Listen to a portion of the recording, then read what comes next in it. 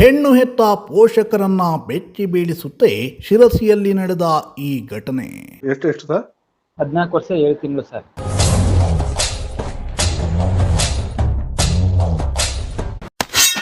ದೊಡ್ಡಪ್ಪನ ಮಗನಿಂದಲೇ ಗರ್ಭಧರಿಸಿದ 9ನೇ ತರಗತಿಯ ಬಾಲಕಿ ಮುಂದಾಗಿದ್ದು ಅನಾಹುತ. ಸೆಮಿಸ್ಟರ್ ಓದ್ತಾ ಇತ್ತು. ಅದು ಅವರ ದೊಡ್ಡಪ್ಪನ ಮಗನೇ ಸರ್.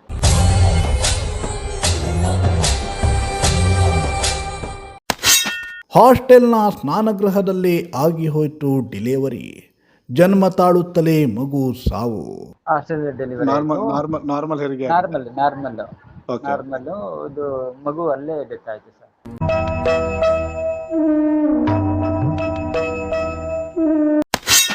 ಬಂಡಲ BCM ಹಾಸ್ಟೆಲ್ನಲ್ಲಿ ನಡೆದ ಘಟನೆಯ ಸಂಬಂಧ ದಾಖಲಾಯಿತು ಪೋಕ್ಸೋ ಕೇಸ್.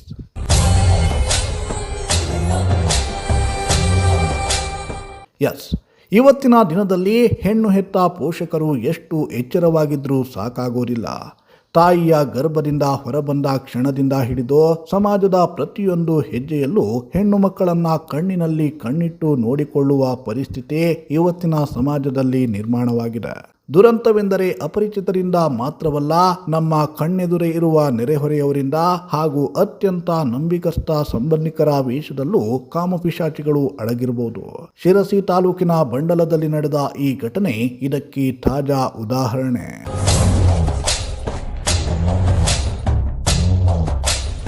ಎಸ್, 9ನೇ ತರಗತಿ ಓದುತ್ತಿದ್ದ ಅಪ್ರಾಪ್ತ ಬಾಲಕಿಯೊಬ್ಬಳು ಗರ್ಭಧರಿಸಿದ್ದು ಹಾಸ್ಟೆಲ್ನ ಸ್ನಾನಗೃಹದಲ್ಲಿಯೇ ಮಗುವಿಗೆ ಜನ್ಮ ನೀಡಿರುವ ಘಟನೆ ಶಿರಸಿ ತಾಲೂಕಿನ ಬಂಡಲ ಗ್ರಾಮದಲ್ಲಿರುವ BCM ಬಾಲಕಿಯರ ವಿದ್ಯಾರ್ಥಿ ನಿಲಯದಲ್ಲಿ ನಡೆದಿದೆ. ಈ ಬಾಲಕಿಯ ಗರ್ಭದಿಂದ ಹೊರಬರುತ್ತಿದ್ದಂತೆಯೇ ಮಗು ಸಾವನ್ನಪ್ಪಿದೆ. ಎಷ್ಟು ಸರ್? 14 ವರ್ಷ 7 ತಿಂಗಳು ಸರ್. 14 ವರ್ಷ 7 ತಿಂಗಳು. ಯಾವ ಕ್ಲಾಸಲ್ಲಿ ಓದ್ತಾ ಇದ್ರು? ಅದು 7ನೇ ತರಗತಿಯಲ್ಲೇನೋ ಓದ್ತಾ ಇದೆ ಸರ್.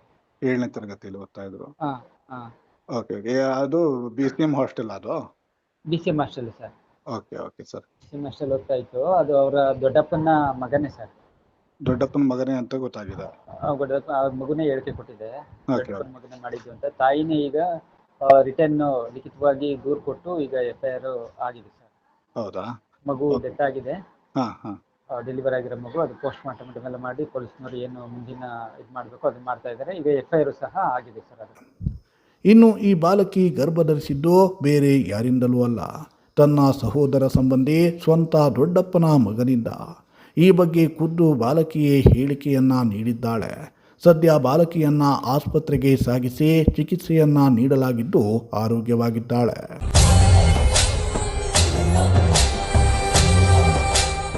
ಇನ್ನು 9ನೇ ತರಗತಿ ಬಾಲಕಿ ಗರ್ಭಧರಿಸಿ 9 ತಿಂಗಳು ತುಂಬಿ ಮಗುವಿಗೆ ಜನ್ಮ ನೀಡುವವರೆಗೂ ಪೋಷಕರು ಹಾಗೂ ಶಿಕ್ಷಕರು ಯಾರೂ ಗಮನಿಸದೇ ಇರುವುದು ಅಚ್ಚರಿಗೆ ಕಾರಣವಾಗಿದೆ.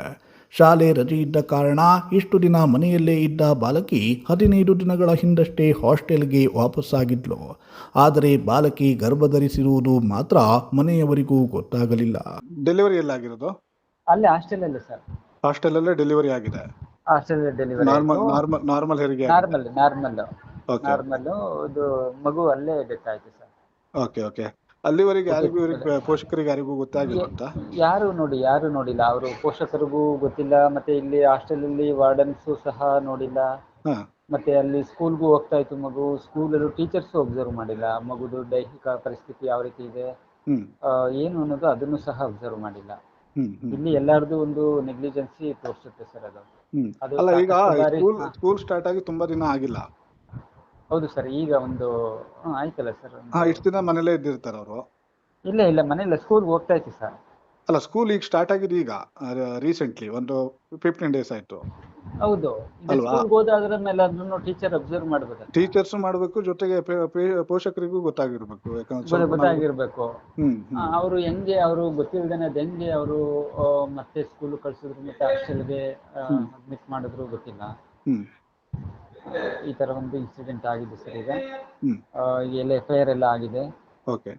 ಮಗುದು ಮುಂದಿಂದು ಏನು ಅವ್ರಿಗೆ ಕೇರ್ ಆ್ಯಂಡ್ ಪ್ರೊಟೆಕ್ಷನ್ ಏನಾದ್ರು ಬೇಕು ಅಂದರೆ ನಮ್ಮ ಗಲ್ಫ್ ಹೋಮ್ ಇದೆ, ಅಲ್ಲಿಗೆ ತೊಗೊಂಡು ಬಂದು ಅಡ್ಮಿಟ್ ಮಾಡ್ತೀವಿ. ಇಲ್ಲ ತಂದೆ ತಾಯಿನ ನಾವೇ ನೋಡ್ಕೊಳ್ತೀವಿ ಅಂದರೆ ಅವರ ಒಂದು ಸುಪರ್ದಿಗೆ ಬಿಡ್ತೀವಿ ಸರ್. ಇದೀಗ ಬಾಲಕಿಯ ತಾಯಿ ಲಿಖಿತ ದೂರನ್ನ ನೀಡಿದ್ದು, ಬಾಲಕಿ ಗರ್ಭಧರಿಸಲು ಕಾರಣವಾದ ಆಕೆಯ ದೊಡ್ಡಪ್ಪನ ಮಗನ ವಿರುದ್ಧ ಪೋಕ್ಸೋ ಪ್ರಕರಣ ದಾಖಲಾಗಿದೆ. ಶಿರಸಿ ಗ್ರಾಮೀಣ ಪೊಲೀಸರು ಪ್ರಕರಣವನ್ನ ದಾಖಲಿಸಿಕೊಂಡು ತನಿಖೆಯನ್ನ ಮುಂದುವರೆಸಿದ್ದಾರೆ.